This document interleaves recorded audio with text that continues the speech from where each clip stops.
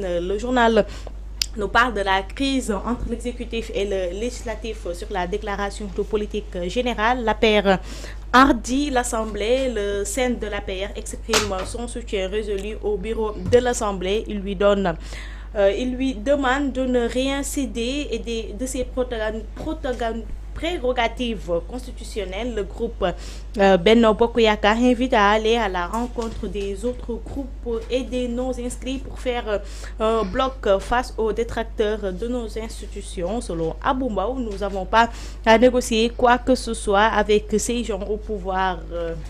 Le président du groupe Benno Bokk Yakaar hausse le ton. Ce qui doit être fait sur le règlement intérieur sera fait, mais il ne faut pas qu'on parle de faux règlement intérieur. L'Assemblée nationale est une institution libre. Ousmane Sonko ne peut donner aucune injonction. Il doit prendre conscience qu'il est le Premier ministre et qu'il lui faut respecter scrupuleusement la Constitution. Pendant ce temps, Amadou Ba de Pastef réplique: Benno Bokk Yakaar brûle la loi organique sur les lois de finances. Le quotidien à sa une revient sur le bamboula à la RTS et donne la parole à Mama Moussa Niang, coordonnateur des délégués de la RTS. On dirait que Pape Alé est venu pour saboter la RTS et pourtant il n'a pas réduit son salaire qui est de 5 millions de francs CFA. Il a privé plus de 800 agents leur avance de Tabaski. Il veut rétrograder des agents de la RTS qui ont acquis leurs droits depuis plusieurs années. Les délégués tiennent une assemblée générale ce mardi. Tribune à sa une revient sur les litiges à l'Assemblée nationale. Benno va freiner Diomaye sur son élan de dissoudre l'Assemblée nationale.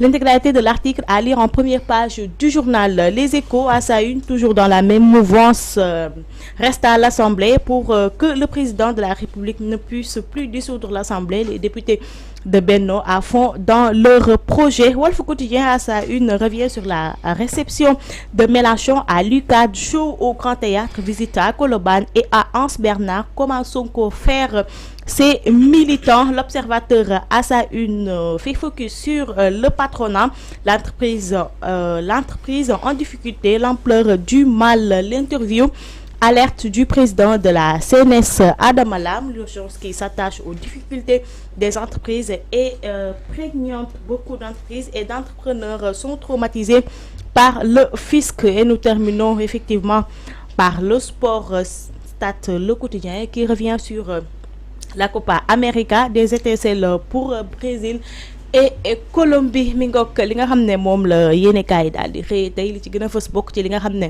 mooy litige ba am RTS diggante Pape Alé ak ses agents. Bu weesoo loolu tamit coowal déclaration de politique générale bi mu ngi continuer di wéy ak li nga xam ne mooy li député Benno yi daal di lànk bañ mooy nga xam ne mooy dissoudre nga xam ne mooy assemblée nationale. Waaye tamit patronat bi muy entreprise yi nga xam ne ñoo nekk ci réew mi fi mu toll nii ñu ngi ci ay problème ndax li nga xam ne mooy fisc bi mu tiital leen trop ba groupe bu ci mel ni groupe Sedima fi mu toll nii nekk di waaj a jaay li nga xam ne mooy son entreprise. Ñuy wax ni près de 2500 emplois instant bi dañoo nekk di menacé wu fi mu toll nii. Daado mooy ni ma ko waxee woon sànq rek fi mu toll nii y a beaucoup de problèmes à gérer dans notre pays. ñu door ko ak RTS nga xam ne la nouvelle s'est répandue depuis hier. Muy Pape Alé dafa découvrir une grosse bamboula foofii ca RTS parce que d'après les informations chaque 30 juin agent yi dañu daal séddoo benn enveloppe bu toll ci 200 millions de francs CFA loo xam ne mooy fonds commun. Pape Alé jàpp ni teguñu ko ci yoon comme tënku na ci jubbanti mu daal di modifier yenn contrat yi nga xam ne ancien directeur bi bàyyi woon na ko fa mu jur coow avec la sortie de Mama Moussa Niang. Ba tey ñu daal di woote li nga xam ne mooy assemblée générale. Merci beaucoup Aminata ci point boobu parce que je pense que c'est un point bu